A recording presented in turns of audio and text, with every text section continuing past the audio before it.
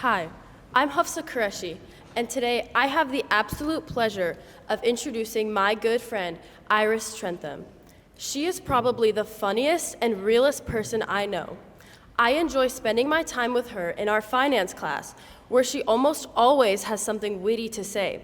This wit goes beyond the classroom, however. During Spirit Week on Emo versus Disco Day, I was in the den when I heard Iris exclaiming how everyone looked so good in their emo outfits. I then walked by and noticed Iris looking at me and then adding, "Well, not everyone." This is just one of many moments where her quick thinking and humor shine through. She is so friendly and unapologetically herself, and I already know that she has some profound words to share with you all today. So I give you Iris Adele Trenthem.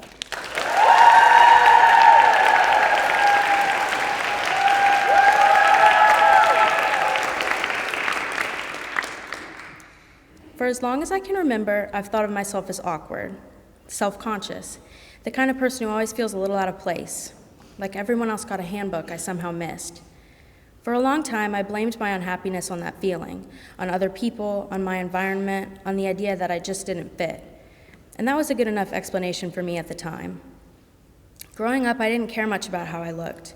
I went to a really small school my whole childhood, and appearance just wasn't something that felt urgent. My family has always been the type to use what we have until it gives up on us. We weren't very materialistic. We all had Androids. We drove the same 2004 Toyota minivan for as long as I can remember. Then I came to St. Mary's. Suddenly, I was surrounded by hundreds of girls my age, and I became hyper-aware of myself. I remember being shocked by how many people looked so similar. Same clothes, same hairstyles, same everything. And instead of thinking, wow, that's interesting, my brain went straight to comparison. I started caring intensely about how I was being perceived. I felt pressure to get an iPhone because no one else had an Android. I begged my parents to drop me off in literally anything other than the old minivan once I saw other people's shiny cars.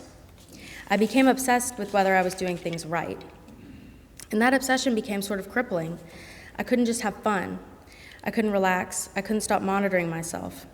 And my constant worrying got in the way of my social life, making me stand out even more. I'm sure a lot of us have felt this way at some point, like our happiness depends on blending in just enough, but not too much. We begin to think that happiness is just one small adjustment away. One new trendy water bottle. Switch out the hand-me-down wired earbuds for new AirPods.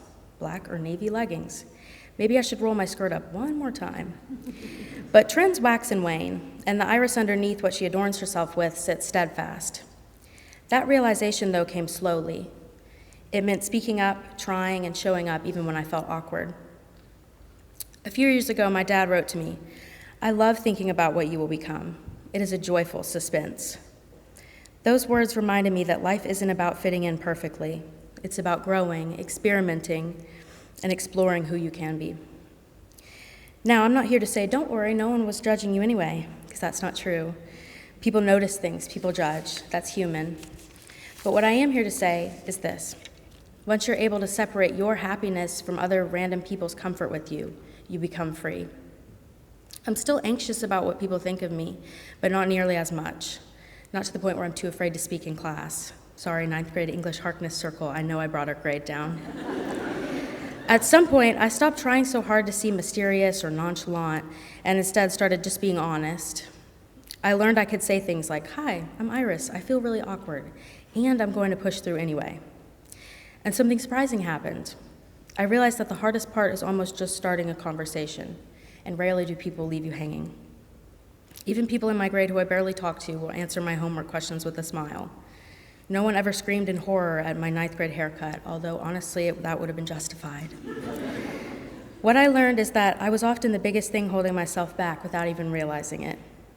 I had spent so much energy worrying about how I looked or sounded that I forgot I was allowed to just exist. The choice towards happiness for me wasn't changing who I was. It was choosing to stop letting fear make decisions for me. Choosing to speak anyway, choosing to show up anyway, choosing to believe that I didn't need to earn my place here by being perfect. I pay that tuition fair and square. I am so grateful to be part of a community that supported me through my most chopped and cringe eras and trusted me enough to let me grow out of them. As we graduate, we're all going to enter new spaces where it's tempting to blame our unhappiness on other people, on expectations, on not fitting in right away. And sometimes those things will matter. But I hope we remember that happiness often begins with a quiet choice, to stop shrinking, to stop apologizing, and to let ourselves take up space. Thank you.